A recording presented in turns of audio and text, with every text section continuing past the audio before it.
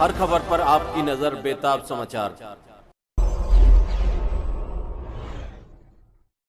दोस्तों, बेताब समाचार यूट्यूब चैनल में आपका स्वागत है। आज हम चौहान बांगर वार्ड में हैं और यहाँ पर चौधरी जुबैर अहमद जो कांग्रेस पार्टी के बाबरपुर जिला कांग्रेस कमेटी के जिला अध्यक्ष बनाए गए हैं, उनसे हमने मुलाकात की है और केजरीवाल सरकार की ओर से जो शराब नीति लाई गई है उसका विरोध चौधरी जुबैर अहमद अपने वार्ड में बड़े ज़ोर शोर से कर रहे हैं। अब जिले की जिम्मेदारी दी गई है तो वो इस बारे में क्या कहते हैं, आइए आपको उनसे सुनवाते हैं बातचीत।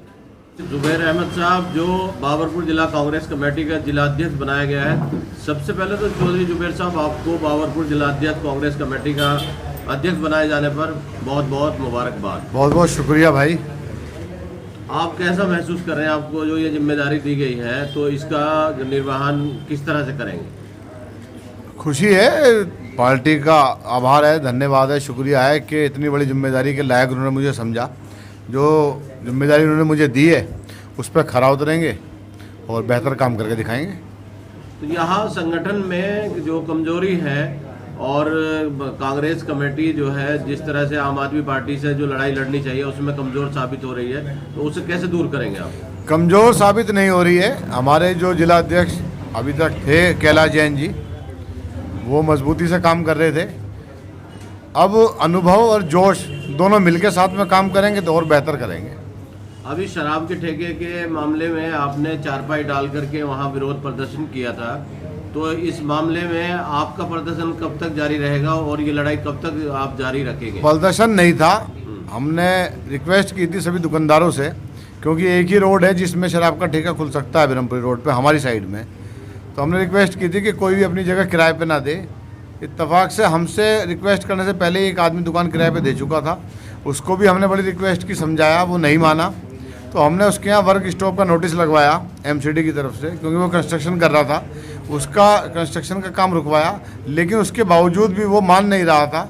जब हम दिन में रुकवाते थे वो रात में काम करता था, रात में रुकवाते थे सुबह काम करता था। तो हमने मजबूर होके वहाँ खाट डाल दी और खाट पे हम बैठ गए कि अब काम कर कैसे करेगा। इलाके को बचाना मेरी जिम्मेदारी है, क्योंकि भले ही एमसीडी की पावर ना हो, एमसीडी के हाथ में ना हो, लेकिन मेरी जिम्मेदारी है कि जो भी मेरे वार्ड के अंदर गलत होगा उसको मैं रोकूं।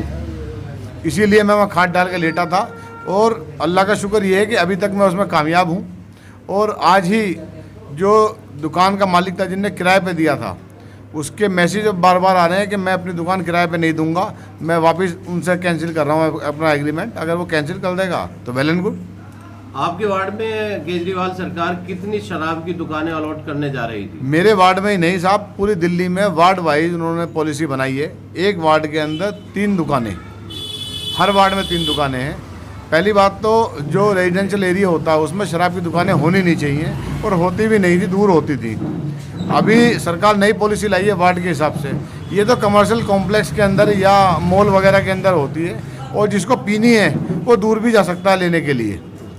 अगर आप रेजिडेंशियल एरिया में कर रहे हो, सामने नर्सिंग होम है, बराबर में मंदिर है, उसके बराबर वाली गली में मस्जिद है, मदरसा है, बच्चों का स्कूल है। छोटे छोटे बच्चे जब स्कूलों से निकलेंगे उन पर क्या असर पड़ेगा?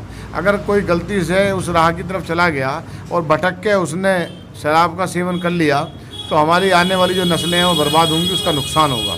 उस नस्ल को बचाने के लिए आपकी, मेरी, हम सबकी जिम्मेदारी है कि हम इसका विरोध करें और ठेका ना खुलने दें।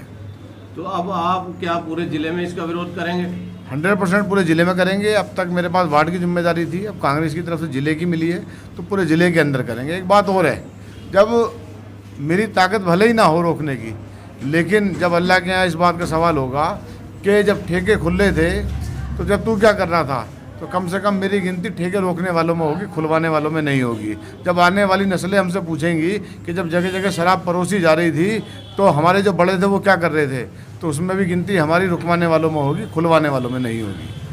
लोगों को क्या पैगाम देना चाहेंगे? लोगों को पैगाम